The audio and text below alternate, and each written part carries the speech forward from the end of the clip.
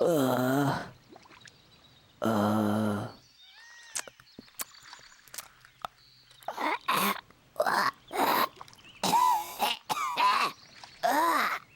Oh no. It's gonna be one of those days. This is Hillary Goldstein for IGN Xbox, here with a video review of Conker Live and Reloaded. Conker Live and Reloaded is a remake of an N64 game, one of the last N64 games from Rare. It's about 5.5 years old now, and the single player actually is composed completely of the old game. There's one or two little fun touches that are added in there, but it's essentially a straight up port. It's just that they've taken the graphics and really put a polish on it in a way that you've never really seen in another Xbox game. This game, by far, is probably the prettiest Xbox game you'll ever see. You can forget about Halo 2, you can forget about Panzer Dragoon Orta.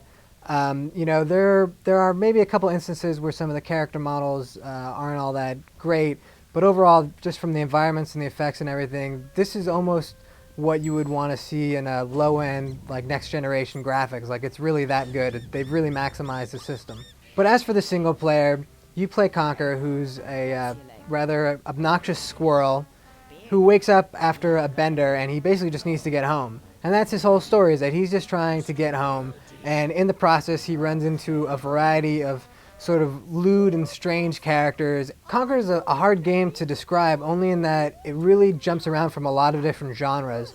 So, you have platforming elements, you have some puzzle solving elements, you'll even have some kart racing elements, there's combat, there's third person shooting. It really mixes in a lot of genres and sort of jumps around, and when the game was first made 5 years ago, no one had really done that before. Now we've kind of seen it with a lot of other games have done that in this generation, but at the time it was a real marvel.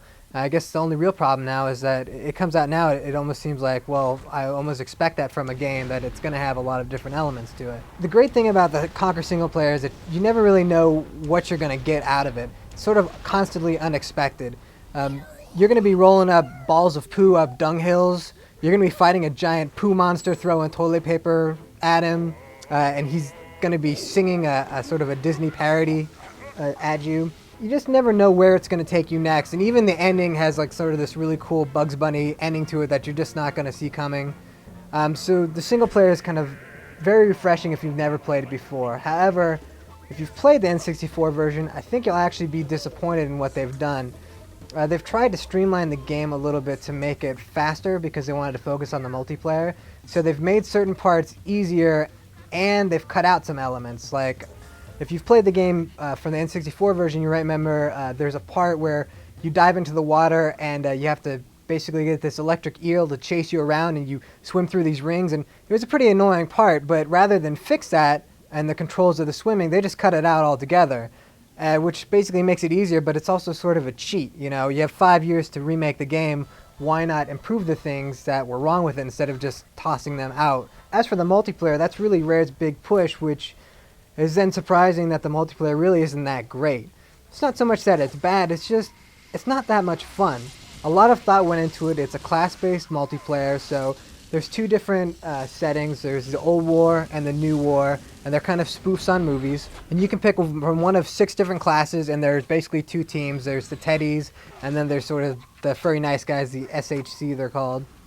And you can either play in deathmatch mode, or you can play in objective-based missions, and it feels a lot like Return to Castle Wolfenstein, except not fun. And a lot of that lack of fun comes from the fact that the pacing's really slow in some areas in the multiplayer, but the game feels like it's supposed to be a twitch shooter, and it's really not, and that kind of gets confusing at times. Pretty much everybody who's played has said the same thing, that right off the bat they just sort of didn't know what the hell was going on, and it takes some time to get accustomed to it. And once you do, you can really get a hang of the game, but what happens is that the balancing is really off in the game. So the biggest problem is that one of the classes, the demolition guys, they have bazookas. Bazookas are pretty much one-shot kill. You don't even have to have great aim with it. Just about every other weapon, you've really got to go toe-to-toe with somebody to take them out. But any guy gets a bazooka, and this is a class you can select, so you can always have the bazooka, they can just wipe everybody out. And we saw it in many, many games of this, that basically the guy with the bazooka can beat the crap out of everybody else, which is really just unfair. The maps are pretty decent. They're all inspired by different parts of the original game or from sci-fi movies. So there's like a little aliens stuff kind of mixed in, some Terminator stuff put in there. And one thing that's cool is that they've actually put cutscenes into the game, into the multiplayer, so that like if you win in a multiplayer area, you'll actually get like a cutscene reward, like telling part of a story, which is kind of good. It's just too bad that you're not going to really enjoy the experience all that much while you're getting to it. So a very smart idea, very well designed, very well put together, except for the balancing and really just sort of optimizing the ability to make it enjoyable and to make it fun for people. But overall, it's still funny. It's still fun to play. You know, it's about a 10-hour experience. Certainly, if you haven't played it before, it's a game that you should at least try out, just to see if it's your type. It's kind of more in the mold of British humor, so if you don't like Faulty Towers and Monty Python, you're probably going to be sitting there just staring at stuff going like, what the hell am I doing?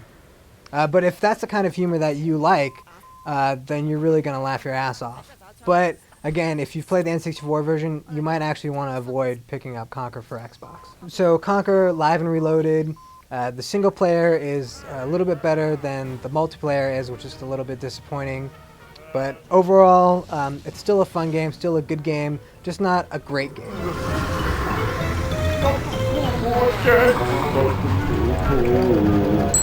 Oh,